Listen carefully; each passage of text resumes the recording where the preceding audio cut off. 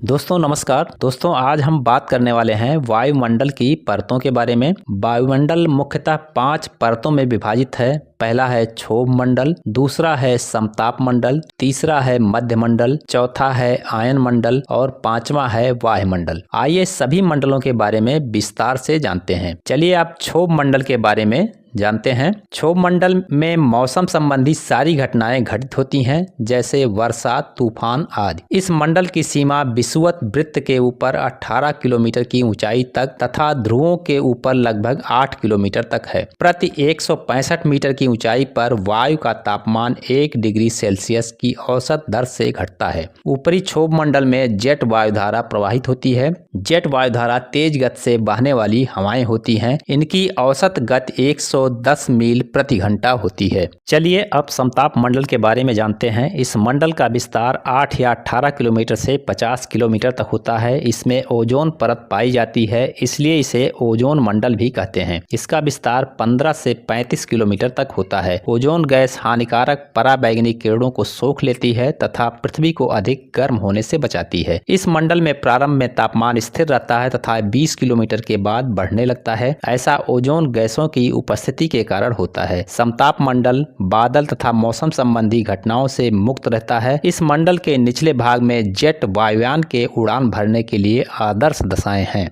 आइए अब जानते हैं मध्य मंडल के बारे में। इसका विस्तार 50 से 55 किलोमीटर से 80 किलोमीटर तक है। इस मंडल में तापमान ऊंचाई के साथ घटता जाता है तथा लगभग -100 डिग्री सेंटीग्रेड तक पहुंच जाता है, जो कि वायुमंडल का न्यूनतम तापमान है। अब बात करते हैं आयन मंडल की। इस मंडल में ऊंचाई के साथ ताप में तेजी से वृद्धि होती है। इसमें विषुवत आवेशी कणों की अधिकता होती है, जिन्हें आयन कहा जाता है। इन्हीं की अधिकता के कारण इस मंडल का नाम आयन मंडल है। ये कण रेडियो तरंगों को भूपृष्ठ पर परावर्तित करते हैं और बेतार संचार को संभव बनाते हैं। अगला है वायुमंडल। यह पृथ्वी की सतह से लगभग 700 से 10,000 किलोमीटर ऊपर स्थित है। इस परत में nitrogen, oxygen, hydrogen, helium gas की प्रधानता होती है।